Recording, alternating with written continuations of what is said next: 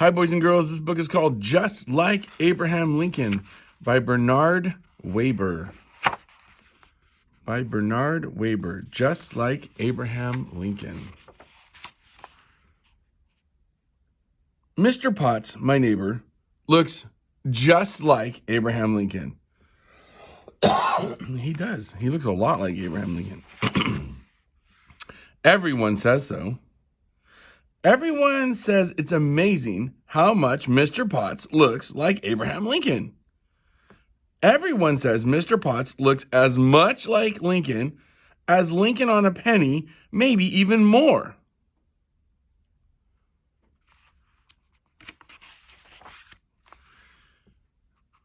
Everyone says Mr. Potts has the biggest ears, the biggest hands, and the kindest heart, just like Abraham Lincoln.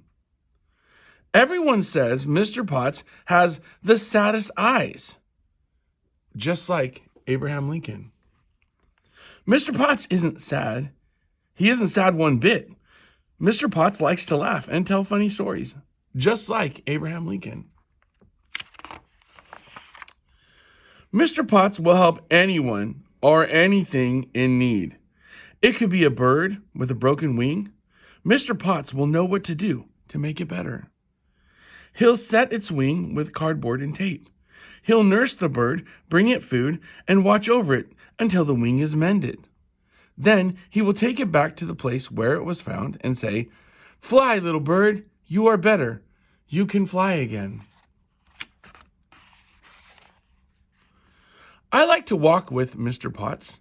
We talk and we talk and we talk about trees, and trees give us paper for books. Trees give us wood for our furniture and toys. Trees give us food. We talk about the sky. We talk about the sun and clouds, and we talk about what causes rain and snow. We talk about the wind. The songs of birds fill our ears. We talk about Abraham Lincoln. Young Abe's home was the woodlands. He wore buckskin breeches and coonskin cap and ran barefoot through the wilderness. Young Abe could hoot like an owl and hiss like a snake. We talk and we talk. Mr. Potts collects things. Things like old letters, pictures, maps, a pair of spectacles, all from Lincoln's day. He even owns a stovepipe hat and frock coat, just like those worn by Abraham Lincoln.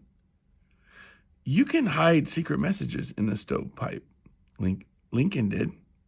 Mr. Potts reads every chance he gets, just like Abraham Lincoln. Abraham Lincoln said, "The things I want to know are in books." Mr. Potts told me he said it. Mr. Potts says the poorest among us can have books. Abraham Lincoln was poor. He walked for miles and miles to borrow a book, and he walked for miles and miles to return it. Abe took books to the fields and read while he plowed. At night, he read again. By the light of fire, in time, he read just about everything there was to read for 50 miles around the Lincoln cabin.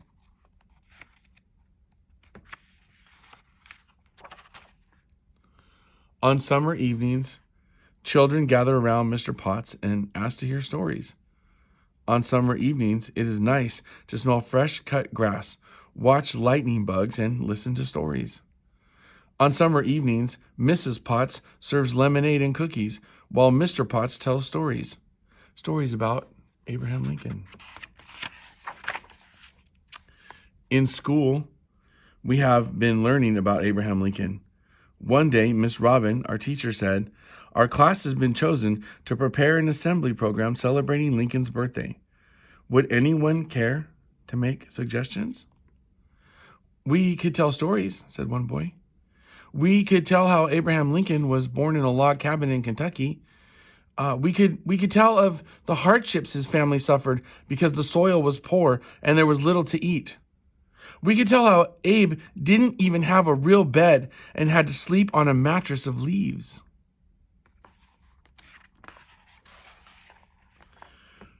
We could tell how Abe helped out with chores, said another boy. We could tell how he carried water from the spring and kept the woodbox full, and how he grew older. As he grew older, he chopped down trees to clear the land for planting. We could talk about Abe's mother, said a girl. We could tell how she taught him to be honest and good and to mind his manners. We could tell how smart Abe was, said another girl. We could tell how it wasn't long before he was the best speller in class. I have a suggestion, I said to Miss Robin after class, but I have to whisper it. And why must you whisper? She asked. So it can be a surprise, I answered. A wonderful surprise for everyone. Very well, she said, whisper it. So I whispered it. Miss Robin smiled. That would indeed be a wonderful surprise, she said, and a wonderful experience as well, provided Mr. Potts is willing. Mr. Potts was willing. You could wear your stovepipe and frock coat, I said. Mr. Potts tried on the hat and coat. He looked so much like Lincoln. I couldn't help saying, if only you had a beard. Do you know? Said Mr. Potts. I've always wanted a good reason to grow in a beard. It has been said that Abraham Lincoln had a good reason for growing a beard. His reason was a letter he received from a little girl. How handsome you look with a beard, the little girl wrote. Abraham Lincoln loved children.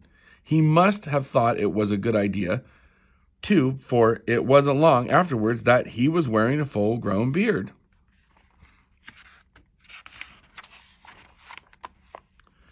Now Mr. Potts has a beard.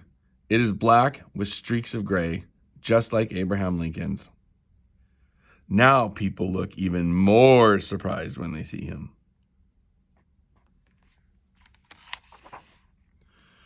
On the morning of Lincoln's birthday, Mr. Potts stepped out of his house, dressed in his stovepipe and frock coat, and drove away in a rush. He had a special appointment, a very special appointment. Something most unusual is about to happen, said Miss Robin from the school stage. It was later that morning. The Lincoln's birthday celebration was almost over. Someone has come, she said, to take us on a journey, a magic journey. He's going to take us back 100 years to the town of Gettysburg. It was there Abraham Lincoln delivered his most famous speech, the Gettysburg Address. When we arrive, we will hear those very words again.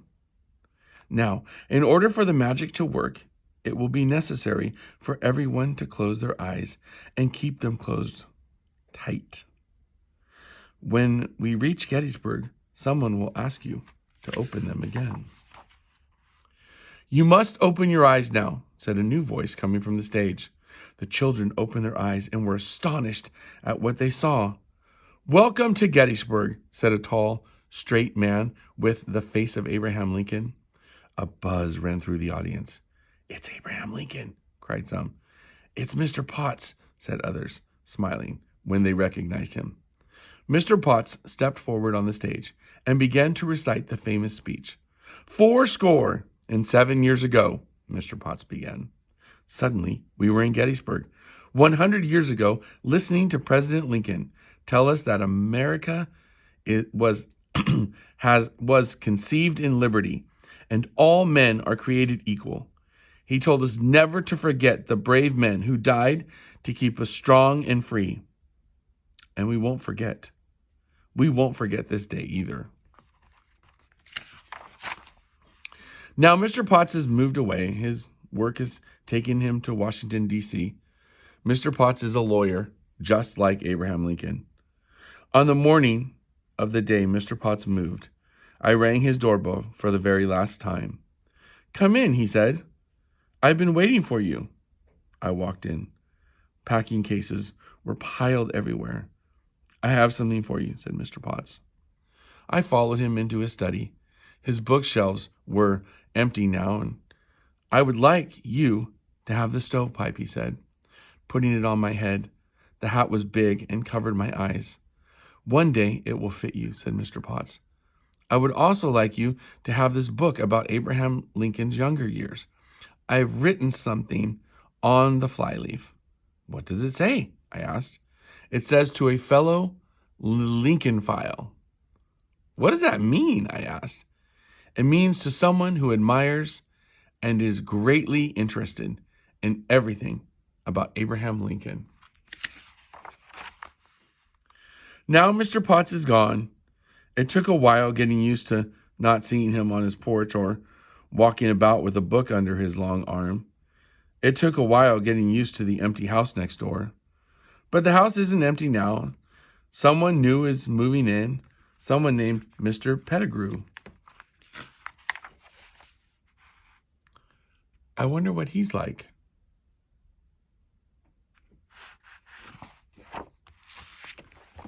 This has been a book called Just Like Abraham Lincoln by Bernard Waber. I hope you enjoyed it.